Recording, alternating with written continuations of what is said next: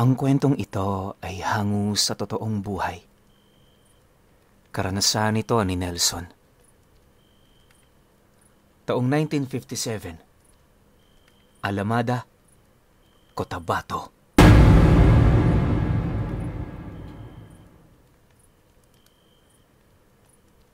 Maituturing na isang mapanganib na rebeldeng nagbagong buhay, itong si Nelson. Bagaman marami siyang nagawang kasalanan noong kapanahunan niya, pinili ng mga sundalong namamahala sa kanilang lugar na hayaan siya. Bukod kasi sa hindi naman siya nanggugulo, medyo nababahala rin ng mga ito na baka muling sumiklab ang panibagong karahasan sa oras na magtangkayong hulihin siya. Mabait na tao naman itong si Nelson. Maraming kakilala at higit sa lahat, kahit retirado na, malawak pa rin ang kanyang impluwensya. Hindi lang kasi siya pinuno sa isang grupo ng mga rebelde, bagkus ay saklaw din ito ang iilang mga sektang namumugaran sa iba't ibang lugar. Anumang oras kayang-kaya niya yung tawagin sa oras na magipit siya. Alam niyo, pinuno, isa yon sa kinatatakutan ng mga sundalo. Marami na rin kasi noong nagtangkang kunin ang kanyang ulo, pero sadyang napakadulas niya sa mga ito. Ang mas nakakamangha pa, sa mismong komunidad siya nakatira. Hindi siya nagtatago. Sa halip payapa siyang namumuhay, kasama ang kanyang mga kadugo. Wala rin siyang gwardya, pero yung bahay niya, punong-puno ng armas tuwing kailangan niya ito. Ayon sa mga malapit na kakilala ni Nelson, dati siyang antingerong nag-aklas laban sa gobyerno. Yung mga aral at mutya niyang tangan, yon ang kanyang ginamit para makaligtas sa loob ng 3 dekadang pakikipagbaka. Marami man ang nagbuwis ng buhay sa hanay niya. Nagawa naman niyang maisakatuparan ang kanilang hangarin at yon ay mawala ang pang-aabuso sa kanilang lugar at magkaroon ng respeto ang gobyerno sa mga nasasakupan nito, lalong-lalo na sa mga mahihirap na tao. Dahil sa ipinaglalaban niyang yon, marami ang sumuporta sa kanya. Lahat ng mga ito walang trumaydor, kahit inalukan ng malaking halaga para lamang lasunin siya. Isa kasi yun sa mga kahinaan ni Nelson, lalo pat hindi siyang tipo ng tao na nagdududa sa kanyang mga kadugo at mga kakilalang itinuturing niyang kapatid sa kanyang paniniwala.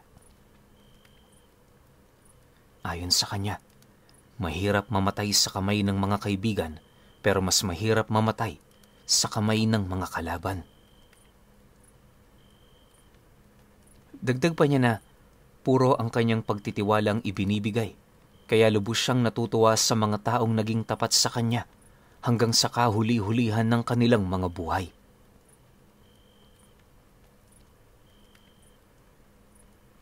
Itong mga panahong ito, nasa edad 70 anyos na itong si Nelson. Meron na siya noong sariling pamilya na binubuo naman ng 7 niyang anak at isang asawa. Dahil purong lalaki ang kanyang supling, paulit-ulit niyang pinapaalalahanan ng mga ito na wag nang pumasok sa mga ganoong bagay. Naniniwala kasi siya na ang swerte ng isang tao hindi na maaaring maipasa sa iba. Dagdag pa niya na mas mainam ding maging isang edukadong tao na lamang ang mga ito para naman kahit papaano merong magtatanggol sa kanila gamit ang legal na paraan. Sa loob ng halos ilang taong pakikipaglaban niya, ni minsan hindi niya nakalimutan ang kanyang pamilya. Linggo-linggo pilit siyang bumababa ng bundok para lamang makipagkita sa mga ito. Tandang-tanda pa nga noon ni Nelson na sa tuwing bumababa sila, unang sumasalubong ay yung mga bala ng mga sundalo. May mga pagkakataon din na may namamatay sa kanyang hanay, subalit nagagawa naman nila yung maipaghigante. Tumigil lang din ang ganoong pangyayari. Magmula noong may nakilala siyang sundalo na nasa mataas na katungkulan. Dahil sa kabutihan nito, pansamantalang nanahimik ang kanilang lugar. Malaya na rin silang nakakababa ng bundok na walang kahit na anong pagsubok na kinakaharap. Dahil sa ganoong pangyayari, kahit papaano napanatag naman ang buhay niya. Sa paglipas pa ng mga buwan, nang mapagtanto niyang hindi na niya kaya pang ipagpatuloy ang kanyang pamumuno, nagdesisyon siyang ipasa sa kanyang kaibigan ang panunungkulan. Tiwala naman siya sa kakayahan nito, lalo pat ilang dekada na rin niya yung nasubukan at nakasama. Sa mga unang araw ng panunungkulan nito, medyo pabalik-balik pa siya noon sa bundok para lamang masigurong nasa maayos na estado ang kanilang grupo. Ilang araw pa noon ang dumaan, nang mapansin naman niyang handa na ang kanyang kaibigan, nagdesisyon siyang wag na muna yung bisitahin. Hindi naman yung tinututulan ng kanyang mga kasama, gawa ng alam din ng mga ito na may responsibilidad siyang kinakailangan niyang pagtuunan ng pansin. Sa kasagsagan naman ng bakasyon ni Nelson kasama ang kanyang pamilya, hindi niya maiwasang makatagpo ng mga sundalong umaaligid sa bahay nila. Yung ilan sa mga ito, nakikipag-usap pa sa kanya pero yung iba naman, batid niyang merong masamang tingin sa kanya. Gayunpaman, hindi naman siya gaanong nababahala, lalo pat alam niya sa kanyang sarili kung ano ang kaya niyang gawin sa harap ng isang hindi maiiwasang panganib.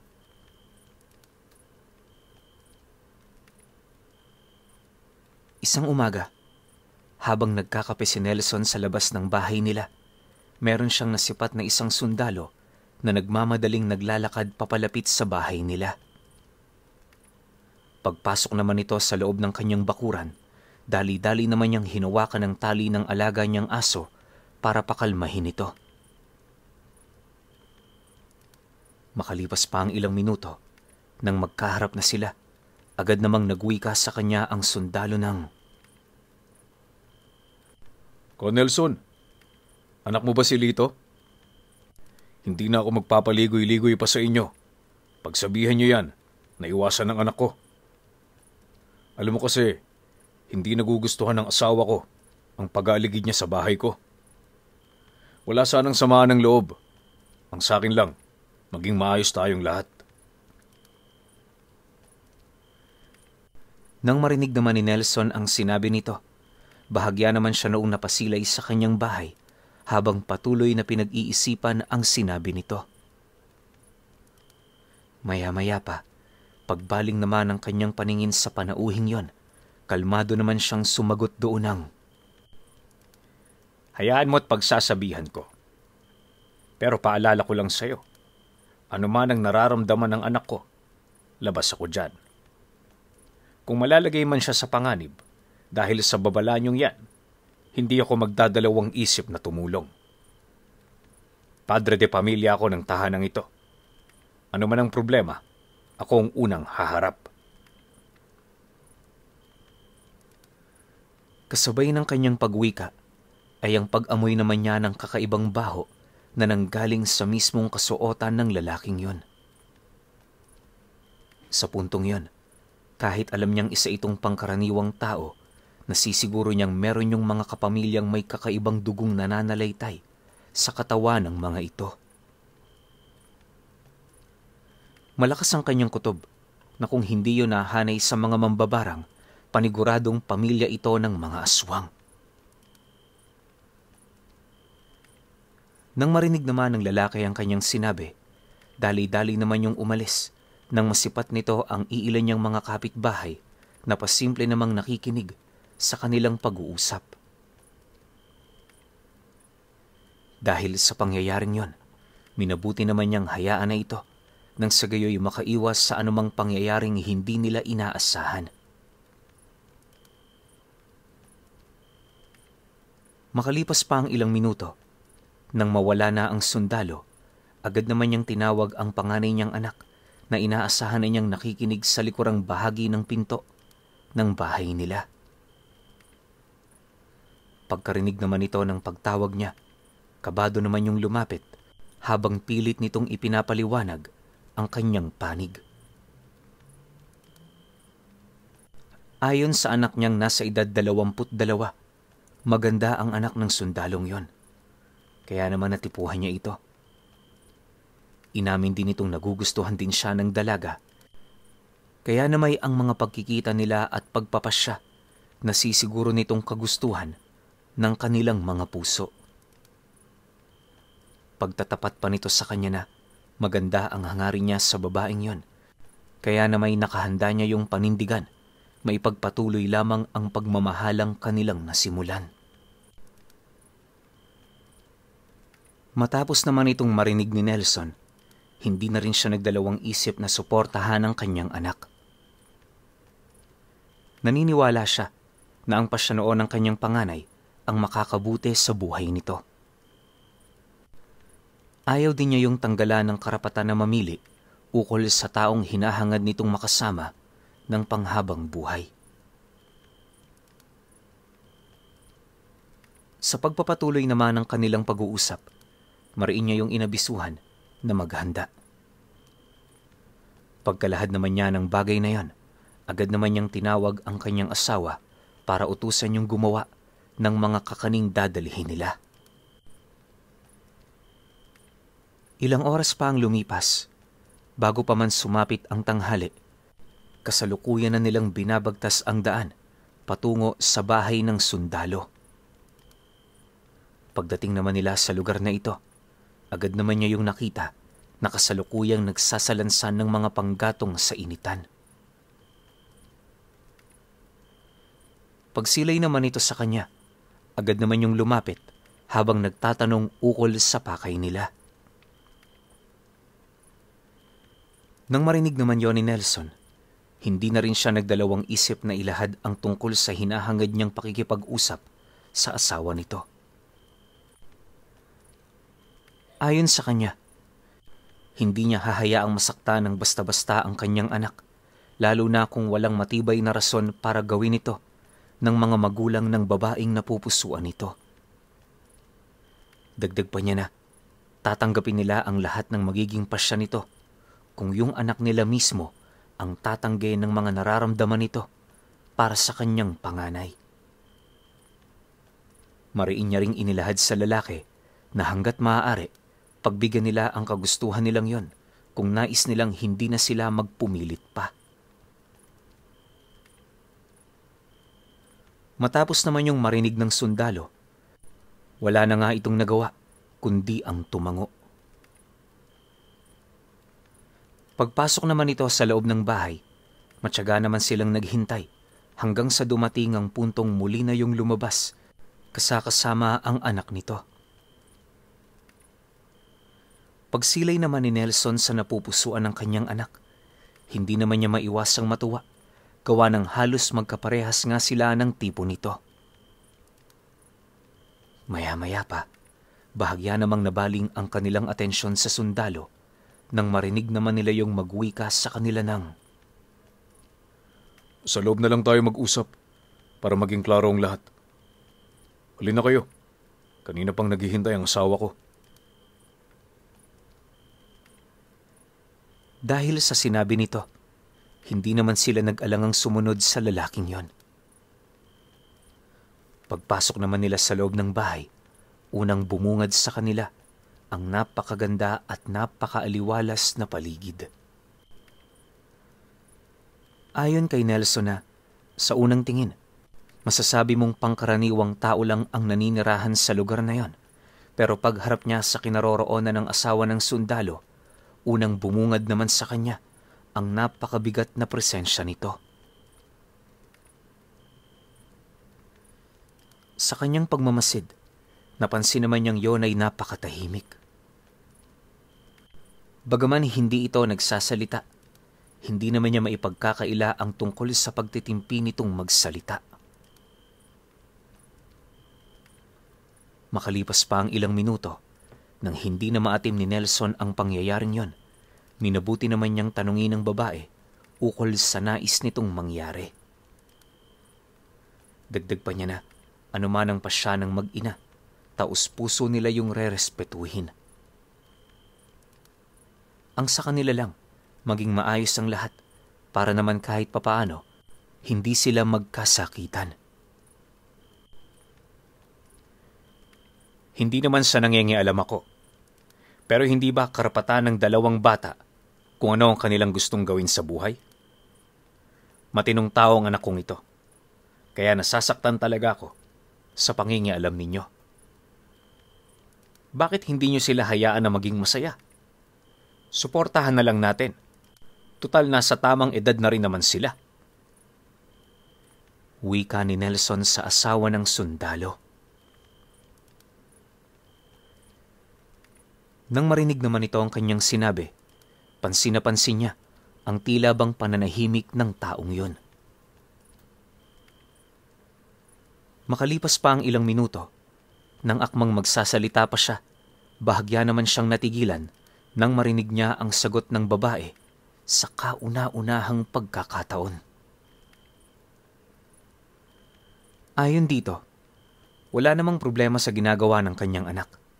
Ang tanging inaalala lang nito ay ang tungkulin ng dalaga sa kanilang pamilya. Pagtatapat pa ng babae na ang anak nilang yon ang magmamana ng kanyang bertud, kaya mas mainam na magkaroon din yon ng kaisang dibdib na kaparehas ng tinatangan nilang dugo. Dagdag pa ng babae na nababahala ito na baka ang pagiging malapit ng anak niya ang siya namang magiging susi sa pagkasira ng kanilang pamilya. Matapos naman yung marinig ni Nelson, agad naman niya yung tinutulan dahil alam niya sa kanyang sarili na hindi siya ganoong tao. Sa katunayan, tanggap naman niya ang kahit na sino, basta ba'y mabuti ang pakikitungo nito sa kanila at sa kanilang mga kakilala. Hindi rin importante kung ordinaryong tao o hindi pangkaraniwan ang makakatuluyan nito, basta ba'y masaya sila. Matapos naman yung mailahad ni Nelson, agad naman siyang nagpaalam sa pamilyang yon. Sa paglabas naman nila ng bahay, inabisuhan naman niya ang mga ito na mas mainam na wag nilang pakialaman ng dalawa. Mariin din niyang inilahad na anuman ang mapansin niyang kakaiba sa anak niya, ituturing niya yung kagagawan ng asawa ng sundalo. Dagdag pa niya na sa lahat ng oras, alam niya ang mga kinikilos nito, kaya na may kapag ginawa nila yon ng hindi tama, paniguradong malalaman niya yon sa lalong madaling panahon. Nang marinig naman ng sundalo ang kanyang sinabi, dali-dali naman yung sumagot sa kanya ng, Hindi kami ganyan, Ka Nelson. Sige ho, mag-iingat kayo pa uwi. Ako na ang bahala sa asawa ko. Basta, susubukan namin kumbinsihin ang aming anak at sana ganun din ang gawin ninyo. Nang marinig naman niya ang sinabi nito, agad naman silang umalis nang wala ng kahit isang katagang binibitawan. Makalipas pa ang ilang minuto nilang paglalakad, narating na nga nila ang sentro ng baryo kung saan doon bumungad sa kanila ang dalawa pa niyang anak na abalang-abala sa pamimili ng pagkain. Pagsilay naman ito sa kanila, dali-dali naman yung lumapit, bit-bit ang mga pagkaing nabili nila. Maya-maya pa, nang makarating na sila sa kanilang pamamahay, agad namang nagpahinga itong si Nelson sa isang maliit na kubo malapit sa pintuan ng bahay nila. Kalimitan niya kasi yung ginagawa tuwing hapon, bilang parte ng pampalipas oras niya. Sa kanyang pagmamasid sa paligid, tanging mga dumaraang magsasaka lamang ang kanyang mga nasisipat.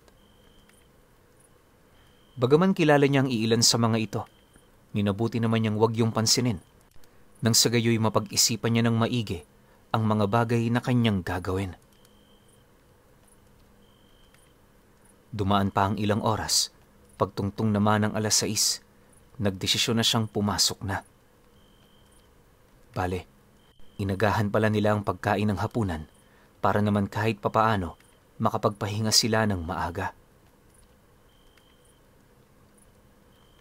Sa kasagsagan ng pagpapaantok ni Nelson, hindi naman niya maiwasang alalahanin ang mga bagay na naranasan niya mula noong kabataan niya.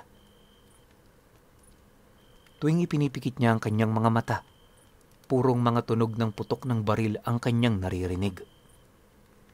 May mga tinig din noong animoy bumubulong sa kanya, dahilan para hindi siya kaagad makatulog. Makalipas pa ang ilang minuto, bahagya naman siya noong natigilan nang may marinig siyang mga panauhin sa labas na isinisigaw ang kanyang pangalan. Sa tono ng boses nito, nasisiguro niyang pamilyar yun sa kanya, kaya na may dali-dali naman siyang tumayo para sumilip sa entradang pinto ng bahay nila. Maya-maya pa, pagsilay naman niya sa labas, doon tumambad ang 3 kalalakihan na merong mga bit-bit na sulo. Nakasuot din yun ng mga salakot at sa mismong tagiliran nito, nasipat niya ang 2 armas na merong mga pulang bandana. Dahil dito, hindi na siya nagdalawang isip na buksan ang pinto, sabay wika sa mga kalalakihang yunang. Oh, magandang gabi sa inyo. Ba't kayo nandirito? Ginabi ata ang pagbisita ninyo. Wala na bang ibinibigay na libreng oras ang ating samahan? Nang marinig naman ang 3 ang kanyang sinabi, agad naman yung napalingon sa kinaroroonan niya, sabay lakad papalapit. Pagharap naman nilang 4, walang pagdadalawang isip naman yung nakiusap sa kanya na kung maaari samahan niya ito patungong bundok. Ayon kasi sa isa sa mga kalalakihang yon, merong kinakaharap na malaking dagok ang kanilang pangkat. Sa loob ng 2 araw, 3 na ang namatay, kung saan pawang mga biktima ng kanilang mga kalaban. Wala ring nakakaalam sa kanila kung sino ang mga nilalang na yon, dahil gabi lamang ito kung umatake. Ang ikinakatakot ng dating grupo ni Nelson na baka kaparte ang mga taong yon ng isang espesyal na sandatahan ng gobyerno. Pagtatapat pa nito sa kanya, patay na ang namumuno sa kanila, kaya wala silang magagawa kundi ang bumalik sa kanya. Mahirap man yung gawin pero nakahanda sila sa anumang sasabihin ng dati nilang pinuno. Dahil sa sinabi nito, halos hindi naman siya nakapagsalita, dala ng matindi niyang pagkagulat. Sa isang iglap, lahat ng kanyang karanasan na merong kaugnayan sa commander ng grupo muling bumalik sa kanyang wisyo. Matapat niya kasi yung kaibigan at sa loob ng halos ilang dekada, yon ang naging kasama niya sa lahat ng operasyon nila. Pasensya na ho kayo, Ka Nelson, kung hindi namin agad nasabi sa inyo. Kahit kami man po, nabigla sa mga nangyari. Pero nung magagawa namin, nangyari na ang mga bagay na aming kinakatakutan. Akala ko si Commander lang ang kanilang pakay. Pero magmula noong namatay siya, mas lalong tumindi ang presensya ng mga ito sa aming trensera. Pinilit po naming lumaban pero anong magagawa namin sa mga kalabang hindi namin nakikita? Marami na ho nangyari, Ka Nelson. Yung anak kong ang kakaanib lang sa samahan, napatay ng mga ito. Mga demonyo sila. Mga wala silang awa. Nanlulumong wika ng kasama niya. Matapos naman niya yung marinig, walang pagdadalawang isip naman siya doong sumama patungo sa dati nilang kuta. Habang binabagtas nila ang daan, marami pa siyang nalaman ukol sa kinakaharap na digmaan ng mga kasama niya. Hindi naglaon, nang hindi na niya maatim ang mga bagay na kanyang narinig, siya na mismo ang nangako sa mga ito na hindi siya titigil hanggat hindi nakakapaghigante ang kanilang grupo. Dagdag pa niya na makakaya na nilang makipaglaban sa mga ito, gayong naroon na siya. Dahil sa kanyang sinabi, kahit papaano natuwa naman ang mga kasama niya. Kalahating oras pa ang lumipas, nang marating na nila ang likurang bahagi ng ikatlong bundok. Doon naman bumungad sa kanya ang kuta ng kanyang mga kasama na halos sira-sira na. Di pa man sila nakakalapit, pansin na dinoon ni Nelson ang tila bang maladilubyong nananalasa sa lugar na yon. Makalipas pa ang ilang minuto, pagpasok naman nila sa kuta, unang sumalubong sa kanila ang unang pangkat na naglilibot sa gabi. Bawat isa sa mga ito, ramdam ni Nelson ang takot ukol sa kanilang mga kalaban. Pagsilay naman ito sa kinaroroonan niya, agad naman yung lumapit habang bakas sa pagmumukha nito ang hindi maipagkakailang tuwa. Sa kanilang pag-uusap, inilahad ng mga rebelde kung gaano sila nasisiyahan sa presensya ni Nelson sa lugar nila. Dagdag pa ng mga ito na, dahil sa kanyang pagpunta, unti-unti silang nakaramdam ng pag-asa sa kabila ng matinding dagok na kinakaharap nila. Sa pagpapatuloy naman ng kanilang pag-uusap, mas lalo pa siyang naliwanagan ukol sa kasalukuyang nangyayari sa lugar. Maya-maya pa, nang akmang gigisingin na niya ang kabuuang pangkat, bigla naman sila noong napatahimik nang makarinig sila ng mga malalakas na kaluskos sa buong paligid. Sinasabayan din niyo ng malakas na hangin na para bang merong isang hindi pangkaraniwang nilalang ang lumilikha nito. Dahil sa pangyayaring yon, agad naman niyang pinakalat ang bawat miyembro nila. Inabisuhan niya ring huwag lalayo sa lugar, nang sa gayoy hindi ito basta-bastang mahugot ng kanilang mga kalaban patungo sa dilim. Matapos naman niya yung ilahad, taimtim naman niyang inihipan ng dasal ang kanyang hintuturo, sabay lapat nito sa kanyang noo. Pagmulat naman ng ikatlo niyang paningin, sinabayan naman niya yon ng 6 na buhay na kataga na siya namang nagpakunat sa tangan niyang kabal. Matapos nun, agad naman niyang pinakiramdaman ng buong paligid para hanapin ang mga nilalang. Nagpalipad din siya ng mga usal sa hangin upang masigurong walang makakalapit sa kanila nang hindi niya nalalaman. Hindi naglaon, nang maihanda na niya ang lahat ng kanyang kinakailangan, doon na siya matyagang naghintay ng tamang pagkakataon. Halos inabot din siya ng ilang minuto kakamasid sa paligid hanggang sa dumating ang puntong meron na siyang nakitang isang nilalang na mabilis dumaan malapit sa kinaroroonan ng 2 rebelde. Pagsilay naman niya rito, agad naman niyang nakumpirma na hindi yon mga sundalo. Walang sabi-sabi, dali-dali naman niyang sinigawa ng kanyang mga kasama upang maalarma ang mga ito sa kung ano ang kalaban nila. Umatras kayo! Mga aswang ang kalaban nyo! Sigaw ni Nelson sa mga kasamahan niya. Nang marinig naman ng mga ito ang kanyang sinabi, walang habas naman yung nagpaputok habang dahan-dahang umaatras. Sa abot din ng kanilang makakaya, pinili nilang dumikit sa bawat isa nang sa gayoy madali nilang makita ang mga kalaban nilang umaaligid. Maya-maya pa, paglapit naman nila sa kinaroroonan ni Nelson, agad naman nilang itinigil ang kanilang pagpapaputok. Sa pagpapatuloy ng kanilang pagmamasid, labis-labis naman noon ang kanilang pasasalamat, gawa ng ni isa sa mga supling nilang nasa loob ng bahay na tinutuluyan nila, hindi nangahas na lumabas.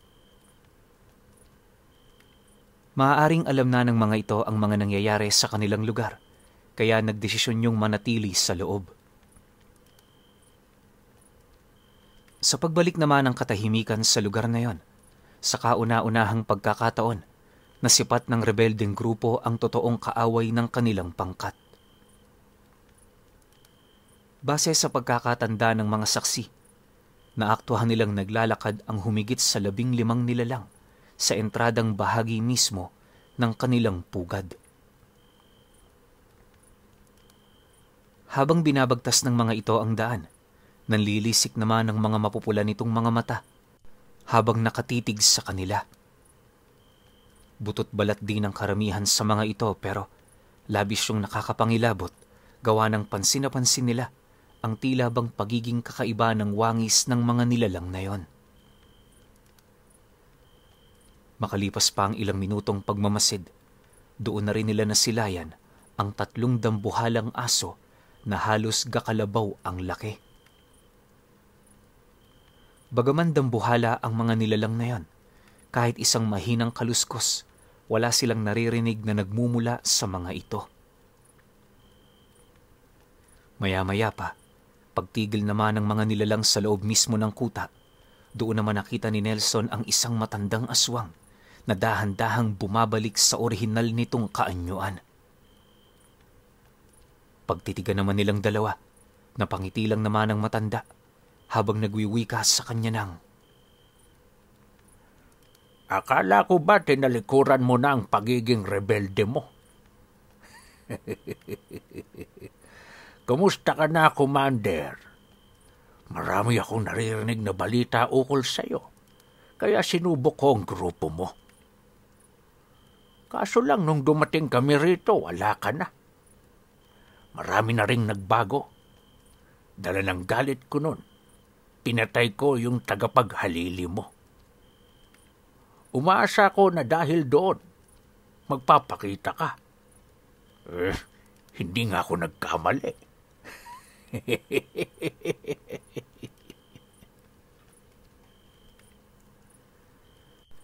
Nang marinig naman ni Nelson ang sinabi nito, agad naman niyang dinukot ang kanyang tabak, sabay turo nito sa matandang yon. Walang sabi-sabi, buong tapang naman niya yung nilusob at nung makalapit na siya sa kinaroroonan nito, walang habas niya yung pinagtatataga sa ulo. Ngunit, nang masipat naman ng nilalang ang kanyang pag-atake, buong liksi naman yung umilag. Kahit anong gawin noon ni Nelson, hindi niya magawang tamaan ang nilalang na yon dahil sa malahangin nitong pagkilos. Maya-maya pa, nang masipat naman yon ng kanyang mga kasama, nagdesisyon na yung tumulong sa kanya. Sa isang iglap, muling sumiklab ang digmaan sa lugar na yon. Kahit yung mga kasama niyang naguguluhan ukol sa mga nangyari, piniling tulungan siya. Akala nila sapat na ang baril para mapaslang nila ang mga ito, pero nagkamali sila. Habang pinapaulanan kasi nila yon ng bala, tila bang tumatalbog lang ang mga bagay na yon sa katawan ng mga aswang. Dahil sa ganoong pangyayari, marami sa mga kasamahan nila ang nagbuwis ng buhay noong mismong gabing yon. Sa loob ng halos 10 minuto nilang pagbubuno, umabot sa 10 katao ang namatay. Sa hanay naman ng mga aswang, tanging galos lamang ang natamo ng iilan. Maya-maya pa, nang mapansin naman niyang marami nang nasasaktan sa hanay nila, napilitan ng gumamit ng mutya itong si Nelson. Pag-atras naman niya ng bahagya sa matandang yon, agad naman niya yung tinitigan, sabay ngisi. Matapos niya yung gawin, doon na siya nagbitaw ng 3 buhay na salita para gisingin ang gabay ng kanyang mutya na nakabaon sa kanyang braso. Nga pala, Pinuno, pasensya ka na, hindi ko babanggitin ang mutya ng matanda. Ayaw kasi itong ipasabi ng anak niya. Parang iwas basag mutya na rin. O ayan ha, sinabi ko na kay Pinuno para klaro tayo rito. Matapos naman niya yung gawin, laking gulat na lamang ng matanda nang mapansin nito ang pinaghalong lakas at bilis na namumutawi sa kanyang katawan. Hindi naglaon. Pagsilay naman niya sa kinaroroonan ng nilalang na yon, dali-dali naman niya yung sinugod na siyang naging sanhi upang mapansin ng nilalang ang tila bang pagkawala niya sa mismong paningin nito. Pilit din itong sinubukang alamin ng mga pamamaraan ng kanyang pag-atake, pero dahil sa bisa ng mutya, naging imposible na yon para sa matandang aswang. Sa isang kisap mata, tumayo sa likuran ng nilalang itong si Nelson habang pasimpleng bumubulong doon ang, Isang mutya pa lang ang ginagamit ko, hindi ka na makasabay. Paano pa kaya kung 3? Nang mailahad na niya ito, dali-dali naman niyang hinawakan ng braso ng matanda, dahilan para mabali yon ng hindi inaasahan. Pagluhod naman ito sa lupa, agad naman niya yung tinadyakan sa likod na siyang naging sanhi upang sumigaw yon ng napakalakas habang paulit-ulit itong humihingi ng tulong. Ngunit, nang marinig naman yon ng mga kasamahan nito, pinili naman itong lumayo kesa pagtangkaan pang iligtas ang kanilang pinuno. Makalipas pa ang ilang minuto, wala nang nagawa ang mga nilalang, kundi ang lumayo. Sa pagbalik naman ng katahimikan sa buong paligid, dali-dali namang itinali ni Nelson ang matandang yon habang patuloy itong sinisindak. Walang patid niya rin yung tinanong kung ano ang kasalanan ng kanilang grupo para gawin ng mga bagay na yon. Pagkarinig naman ng matanda sa kanyang mga katanungan, paulit-ulit naman yung sumisigaw, buhat sa matinding sakit na kasalukuyan itong nararamdaman. Maya-maya pa, pagsilay naman ito sa kinaroroonan niya, nag-aangil naman yung sumagot sa kanya ng, Walang nag-utos sa amin. Sariling kagustuhan namin ito. Sadyang may galit lang kami sa inyo. Akala nyo ba hindi nabubulabog ang aming katahimikan dahil sa pinaggagawa ninyo? Naisip mo ba, Nelson, kung ilan sa mga kauri namin ang pinatay mo? Wala kang kaide-ideya. At ngayon umaakto kang parang ikaw pa ang biktima. Dahil sa sinabi nito, napilitan naman siyang kaladkarin ito patungo sa kinaroroonan ng bangkay ng kanilang mga kasama. Pagsilay naman doon ng matanda, humagikgik lamang yon habang paulit-ulit na dinuduraan ang mga bangkay na nasa harapan nito. Pagsilay naman ng mga kasamahan niya sa ginawa nito, galit na galit naman nila yung pinagtulungan hanggang sa tuluyan ng kumalas ang ulo nito mula sa kanyang katawan. Sa pagbagsak naman ito sa lupa, mariing inilahad ng mga rebelde ang kagustuhan nilang maghigante. Dagdag pa ng mga ito na nakahanda silang gawin ng lahat, mapagbayad lamang ang mga nilalang na sangkot sa pagkamatay ng kanilang mga kaibigan at kadugo. Pagkalahad naman nila ng tungkol sa bagay na yon, paisa-isa namang silang lumuhod sa harapan ni Nelson habang sabay-sabay na nagsasabi ng, Nakahanda kami sa lahat ng pwedeng mangyari. Tulungan niyo ho kami para maipaghiganti namin ang mga nawala. Pakiusap, wala na kaming malalapitan kundi ikaw na lang. Nang marinig naman niya ang sinabi nito, napabuntong hininga lang naman siya habang pilit na sumasang-ayon sa mga panauhing yon. Ayon kay Nelson na, iniiwasan niya ang ganoong pangyayari pero sa puntong yon, sadyang wala na siyang pagpipilian. Lahat ng mga kapatid niya sa samahan, katarungan ang isinisigaw kaya wala siyang magagawa kundi ito ay pagbigyan. Aminado rin naman siyang hinahangad niya ito, gawa ng nababahala rin siya na baka balikan ng mga nilalang na yon ang kanyang pamilya. Matapos naman ang kanilang pag-uusap, agad namang bumaba ng bundok itong si Nelson para bumalik na sa kanilang pamamahay.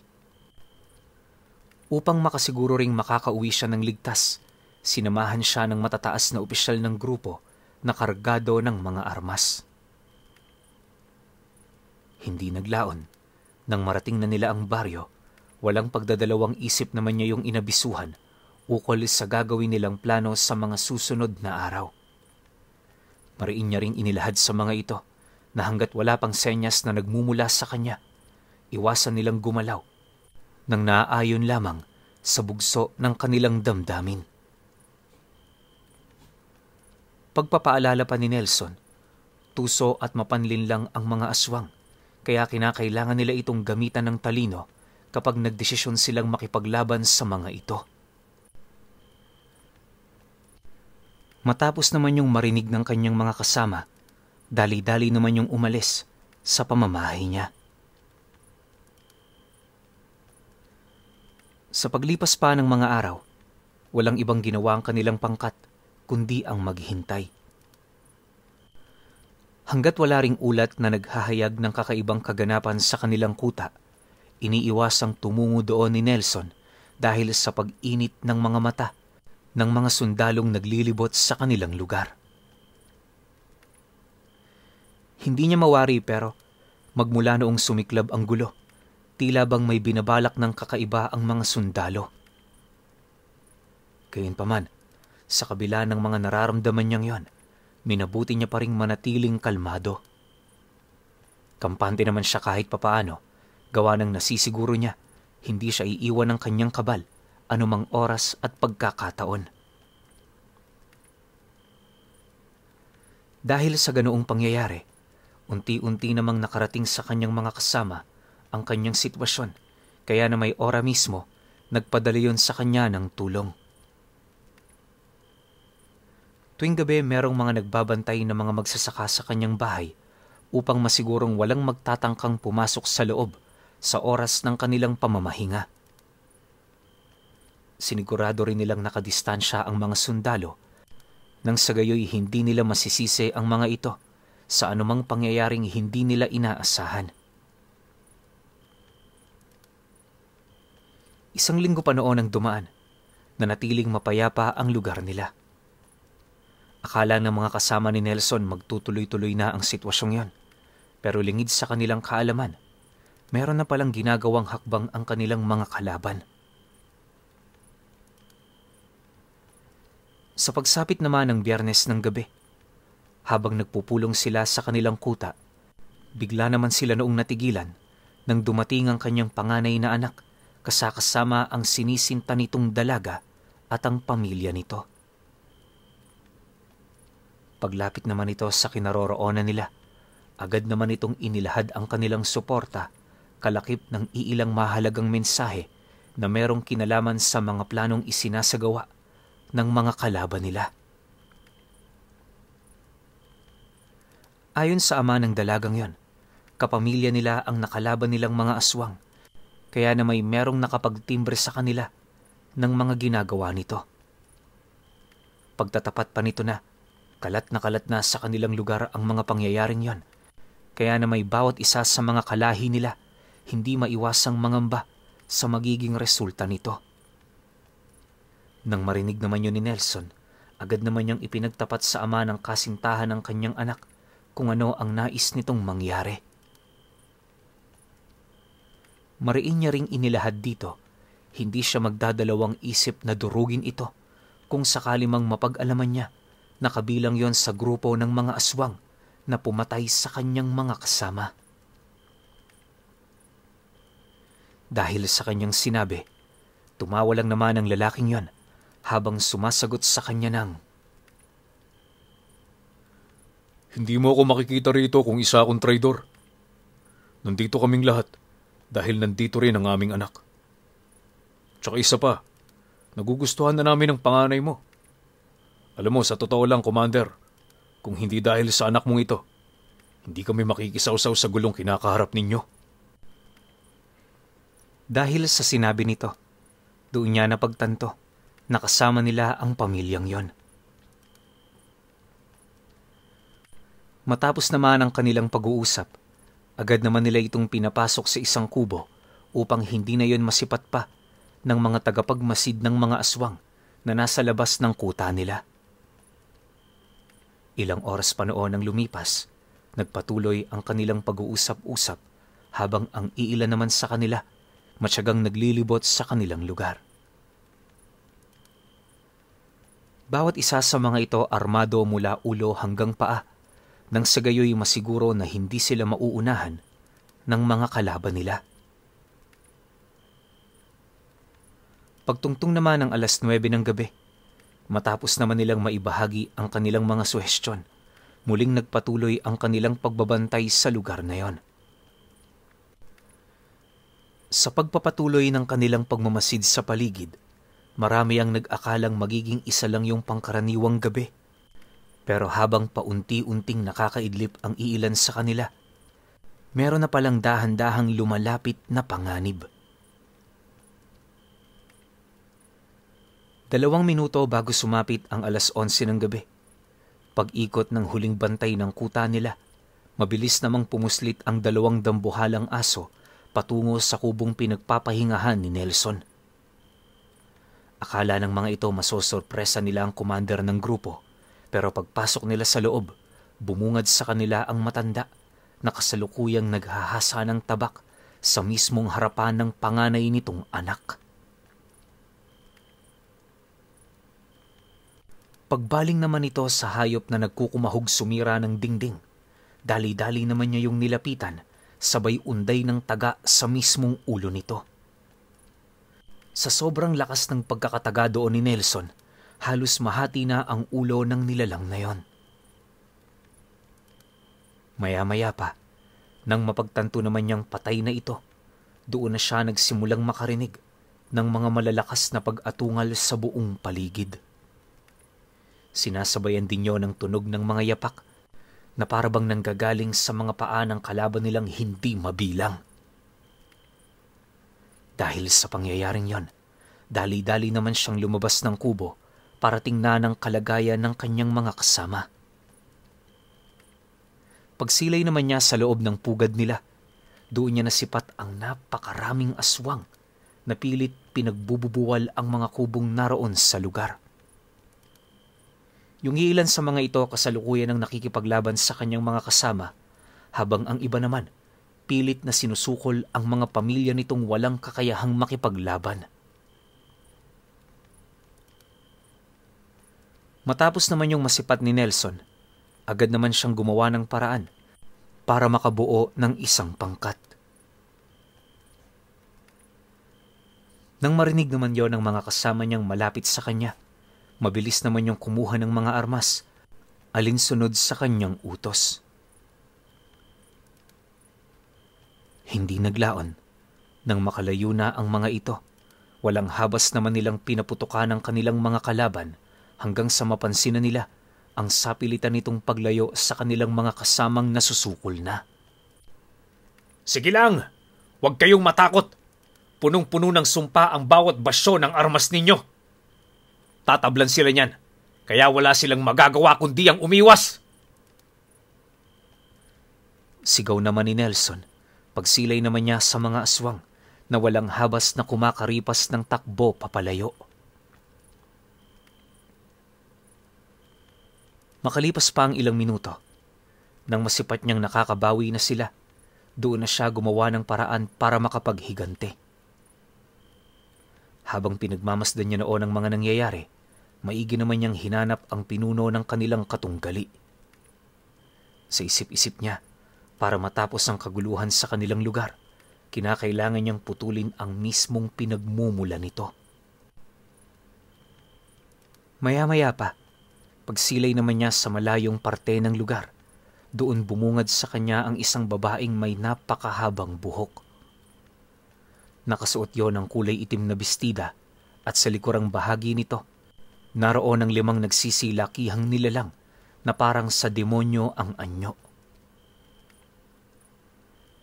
Paglalarawan ni Nelson sa mga nilalang ngayon, halos napakalayo nito sa wangis ng isang pangkaraniwang tao. Bukod sa wala yung mga labi, purong mga pangil ang mga nakausli sa bunganga nito. Nangingitim din ang bawat kuko ng mga nilalang na yon, na parabang punong-puno ito ng lason. Ang mas ikinagulat niya pa ay noong masipat niya ang napakalapad na pakpak ng mga tauhan nito. Ayon kay Nelson na, sa tinagal-tagal na niyang nakasilay ng mga aswang, yun pa lamang ang kauna-unahang pagkakataon na masaksihan mismo ng kanyang mga mata ang isang kakaibang uri ng gabunan. Hindi niya mawari kung saan ang kanya napapabilang, pero malakas ang kanyang kutob, parte yun ng lahi ng mga tiktik. Maliban kasi sa nakakatakot nitong itsura, wala na roong kakaiba. Hindi rin gaanong nararamdaman ni Nelson ang presensya nito, kaya namay nasisiguro niya na kayang-kaya niya yung labanan ng mag-isa.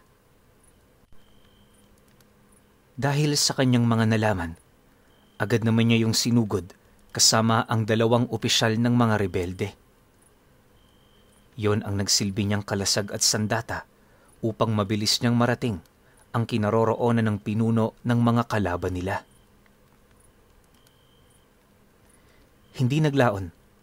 Pagdating naman niya sa harapan nito, agad naman niyang tinapyasan ng ulo ang isa nitong kasama, sabay kaladkad naman sa gabunan na humarang sa pinuno nila. Paglayo naman doon ng bahagya ni Nelson, buong puwersa naman yung sinugod ng 2 niyang kasama. Pero bago pa man nila yun maundayan ng saksak sa dibdib, mabilis naman yung naglaho. Pagsilay naman niya sa abilidad nito, nagmamadali naman siya doong bumalik para tumulong. Sa pagpapatuloy ng ganoong kaganapan, aminado naman sila noong nahihirapan sila sa sitwasyong kinakaharap nila. Gayunpaman, sa kabila ng lahat ng yon, nanatili pa ring matatag at pursigido si Nelson na patayin ang salot na pumapatay sa kanyang mga kasamahan. Makalipas pa ang kalahating oras ng pakikipagbuno nila, sa tulong at sakripisyo ng 2 niyang kasama, nagawa na nga nilang mahuli ang nilalang na yon. Pagsilay naman niyang hawak-hawak na yon ng 2, agad naman niya yung nilapitan, sabay taga sa leeg nito. Sa isang kisap mata, kumalas ang ulo nito sa mismong katawan ng nilalang na yon. Pagbagsak naman ito sa lupa, dali-dali naman nila yung kinaladkad pabalik ng kuta upang maipakita sa iba nitong mga kasama. Matapos naman yung masilaya ng mga aswang, ito na rin ang naging hudyat ng pagwawakas ng kanilang pakikipaglaban. Walang sabi-sabi, agad namang nilisan ng mga ito ang kanilang lugar para tumakas. Hindi na rin yun sinayangan pa ng oras ng kanilang grupo, gawa ng alam nilang mas nangangailangan ng tulong ang mga sugatan nilang kasama. Magmula noong napatay nila ang pinuno nito, kailan may hindi na nagpakita pa yung iba pa nitong mga kasama. Lubos naman nila yung ikinatuwa, gawa ng kahit papaano, napanatag na ang loob nila. Pero alam niyo pinuno, na dahil sa mga nangyaring yon, nagsilbi itong leksyon sa kanilang pangkat. Kahit gaano pa man kalakas ang kanilang grupo, pinipili nilang palaging mag-ingat at magbigay ng respeto sa mga lugar na napupuntahan nila. Naniniwala na kasi sila noon na ang mga simpleng pamamaraang yon ang mag-iiwas sa kanila upang hindi na maulit pa ang minsang nangyari sa pamamahala ni Nelson, alias Commander Abuat.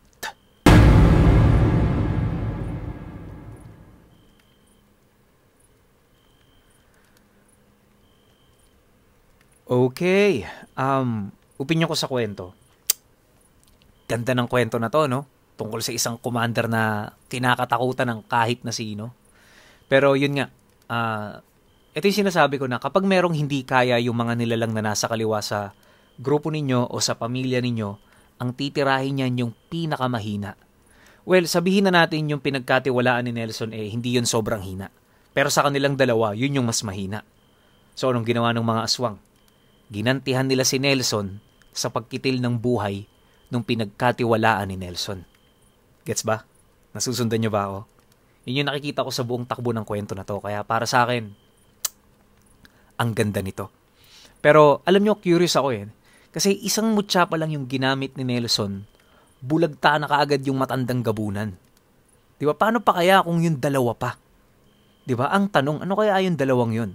Hindi ko alam kung may nabanggit ba, nalagpasan ko, o sadyang wala lang sinabi. Di ba? Sobrang curious ako eh. Ganda talaga ng kwento na to kung nailathala to ng sobrang detalyado. Partida, halos mag-iisang oras to, pero medyo kulang tayo sa detalye. Though maganda naman talaga para sa akin. Pero syempre, iba-iba tayo ng taste. Baka iba sa inyo, galit na naman kasi nabitin. Yung iba, tuwan-tuwa kasi sakto lang yung kwento. Hindi siya yung sobra-sobra talagang bitin. Meron namang kinahinatnan, di ba? Kasi napagbago niya yung pag-uugali ng samahan niya, lalong-lalo na yung pag-uugali niya mismo. Di ba? Para sa akin, overall, sobrang gandang pagbabago nun. Yun yung opinion ko sa kwento.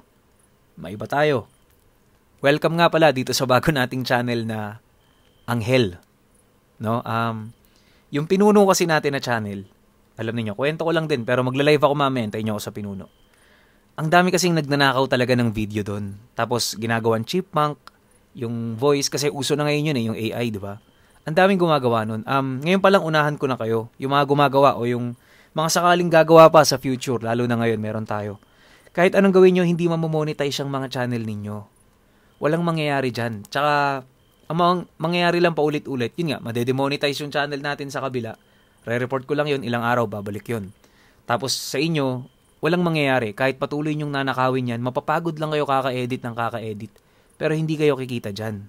Kaya, nakikiusap ako sa inyong lahat o sa gumagawa ng ganun sa channel natin na ang pinuno na sana naman, wag nyo nang gawin yung ganung bagay. Wag nyo nakawin yung pinaghirapan ng ibang tao. Kasi dito sa channel natin, may 5 nagtatrabaho rito eh. Bukod sa akin sa nagnanarrate ako, may naglilinis ng story. Syempre, yung mga sender natin, magagalit yun na, pinuno, sa'yo ko lang sinendihan, bakit naririnig ko sa ibang channel? 'Di ba? Yung effort nila ng pagsulat, yung pagta-type na, alam nyo ba na, lalo na yung editor ko, sobrang hirap na hirap i-edit yung buong kwento para mag-iisang tunog lang yung channel natin. Gets nyo ba yun? Tapos, pagtapos na yung finished product, hihintayin nyo na lang, tapos nanakawin nyo, i-re-upload ninyo. Hindi rin naman kayo makikinabang dyan. 'Di ba? Maganda kung i-share nyo na lang yung video na to, kasi yung channel natin ang pinuno, para lang sabihin ko sa inyong lahat, sobrang daming natutulungan nun. Hindi lang naman para sa akin yun eh. Sobrang dami nabibigyan ng channel na yun. Ang problema nga lang, yun nga, katulad yan, yung ginagawa ninyo na nanakawin, re-upload, edit, lalagyan ng AI, o kung ano-ano, pare-parehas tayong walang mangyayari sa atin, di ba? Yun na lang, sana sana makonsensya kayo na kinukuha nyo yung video ko, at the same time, nare-report nyo pa ako. Kaya, ang nangyayari, paulit-ulit tayo na de-demonetize. Last month, nagkaganito rin ako, pero nasoli ka agad. Ngayon, bago na naman. Tapos, ang tagal pa ulit bago tayo makapag-apply. Parang mga 90 days pa. Yun lang naman eh. Hindi naman sa umiiyak ako, no? Sa akin, walang problema. Ang problema, yung mga taong umaasa sa channel na yun. Kasi marami talagang nabibigyan yun. As in, sobrang dami. Parang 80 to 90% ng revenue nun napupunta sa maraming tao. Maraming saksi dyan. Lalo na yung 5 nagtatrabaho sa channel natin. Busog na busog yan sila. Ang problema, ngayon, wala tayong kinikita, demonetized, maraming magugutom. 'Di ba? Yun lang yung pakiusap ko sa inyo na, guys, wag nating nakawin kung ano yun nasa ang pinuno. Kasi maraming natutulungan yun. Yun lang, yung isa na lang, yung nasa Facebook eh. Hanggang ngayon, hindi pa rin na-turn down. So, feeling ko, may puntos din yun na kaya tayo na-demonetize. Tapos yun nga, yung kalat na kalat ngayon, usong-uso, ang dami nagsisend sa akin, iba't ibang klase ng channel na nire-re-upload lahat ng stories natin, lalo na kino-compile nila. Minsan may nakita pa ako parang 2 hours mahigit compilation ng isang series natin na naka-AI, tapos naka-chipmunk yung boses. Though may views, may mga libu-libong views, may mga nakikinig rin kahit papaano, pero yun nga, unang-una hindi kayo kikita, walang makikinabang sa ginagawa nyo yan, hindi kayo makikinabang dyan. Pangalawa, marami kayong nasasagasaang pamilya, marami kayong ginugutom. So, yun lang, sana masolusyon natin pare-parehas na wag nyo nang nakawin yung video ko. Yun lang yung pakiusap ko. Wag nyo re-upload, Huwag nyo rin i-report yung channel natin. Yun lang. Kasi malaking bagay talaga yun para sa amin. Lalo na syempre sa mga subscribers nating nakikinig talaga na ginagawa tayong palipas oras, sobrang laking tulong nun. Ngayon, meron tayo syempre yung kinakaharap na nakaka-stress na problema. No? Mamaya marami pa ako ipapaliwanag, kaya hintayin ninyo dun sa live ko sa Ang Pinuno channel natin. Yun lang. Salamat.